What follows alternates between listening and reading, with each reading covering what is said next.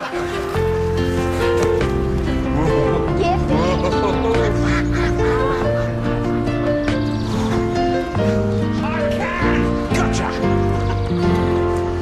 you what, I'll buy an ice cream at the cafe and I think we'd probably better be on our way. Dad, do we have to go so soon? Well, I promised your mum I'd have you home by 7. Dad? Yeah? Why did you and Mum get a divorce?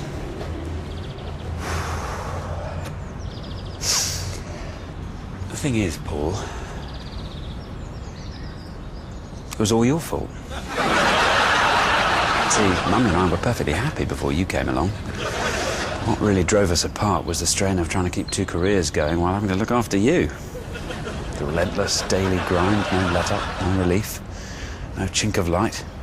And then your mum lost a figure, put on too much weight, and mislaid her libido. Sadly, you destroyed our relationship. Go on, mate. Race you to the cafe. Go on, easy. Go on, Paul.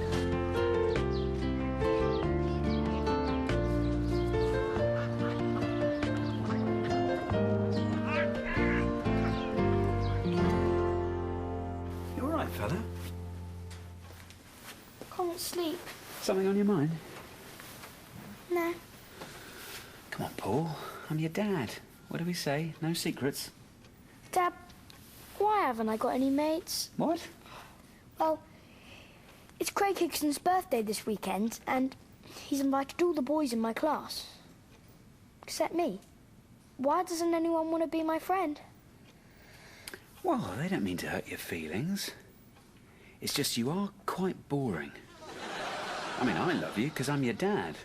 But the chances are other people aren't really going to see the attraction.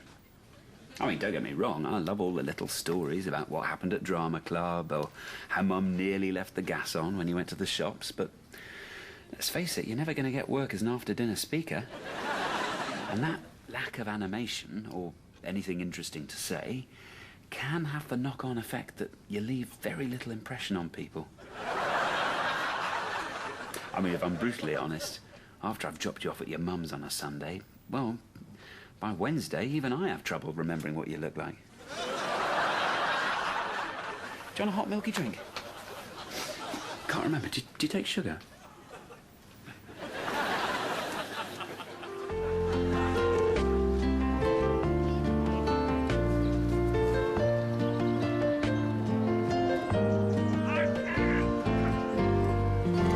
How are your dippers? They're great. Can I have some more ketchup? Oh, go on then. Dad, where do I come from? Ipswich. No, I mean, how did I get born? Oh, right. Well, I met your mum at work. We bumped into each other in a corridor, literally. Then we had a few dates, got to know each other, and found out we got on really well. And then eventually we fell in love and got married, and yeah, I know, icky stuff. And then in November 1994, your mum got drunk and had sex with 2 builders. And 9 months later, out you popped. Not sure which of the builders is your real dad. I'm guessing it's not the Chinese one. Right, chalk ices.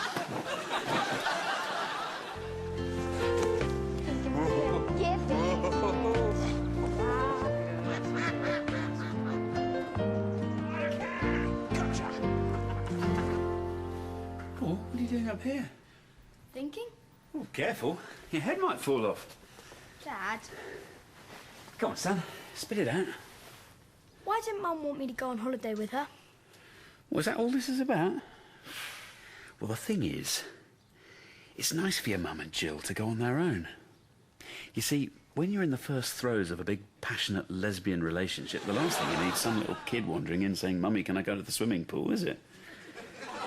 You see, your mum was never really satisfied by me, sexually, so it's nice for her occasionally to get the full treatment from someone on the home team.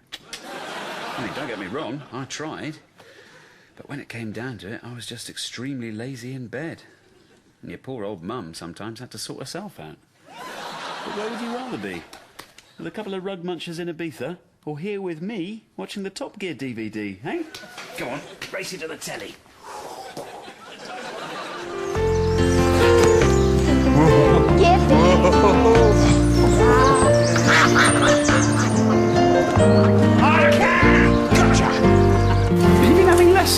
You must have been. That was brilliant. Anyway, come on, champ. Let's get you an ice cream, then I better get you back home to your mum's. Dad? Yes, Mel, Wayne Rooney. Why'd your granny have to die?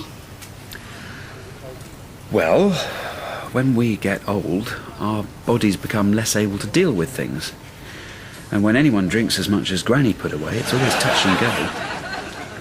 You know how she always had those Murray mints that you liked? Well, that's because Granny thought if her breath smelt all minty fresh, then no one would notice she could hardly stand up straight. And she sometimes forgot to put her skirt on. You know how fun Granny always was with her dancing and her songs and her funny voices? Well, that was alcoholic dementia. And then one morning she drank very nearly an imperial gallon of Tia Maria, and her poor little old liver just gave up the ghost. If we cremated her, she'd have burnt with a blue flame like a great big Christmas pudding. Right, chocolate or strawberry?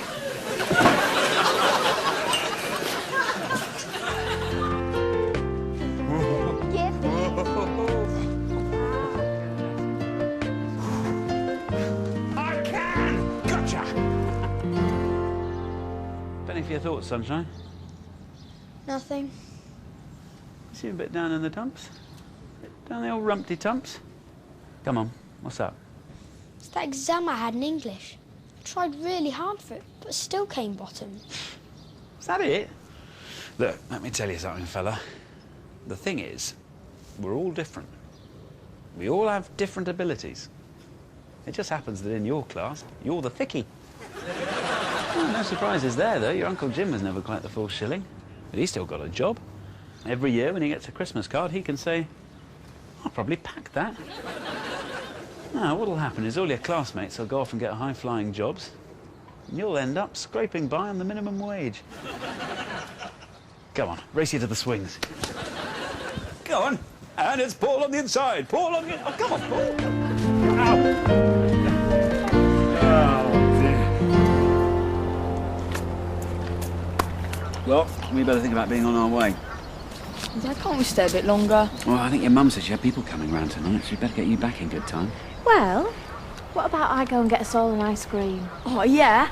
Really? Oh, please, Suki. I like Suki. Yeah, me too. Dad, What is it, Mel? China? are you and Suki going to get married? Wow. Well, that's a big question. And one that deserves to be treated seriously. I suppose marriage is kind of like the next step when you've been together for a while, like we have. And in order to know if it's the right step, you have to ask yourself all sorts of other questions. You know, how would it affect our relationship? Am I ready to settle down again? Is she the right one for me to settle down with? You know, when I think about it like that, I realise that... no.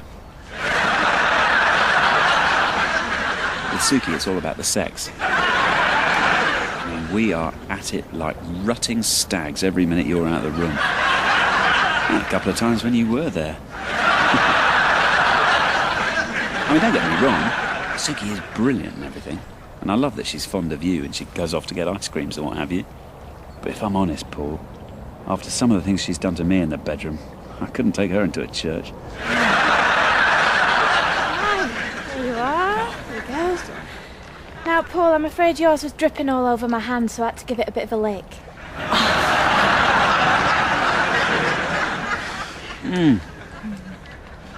Oh, that is so good. Oh. What's offside?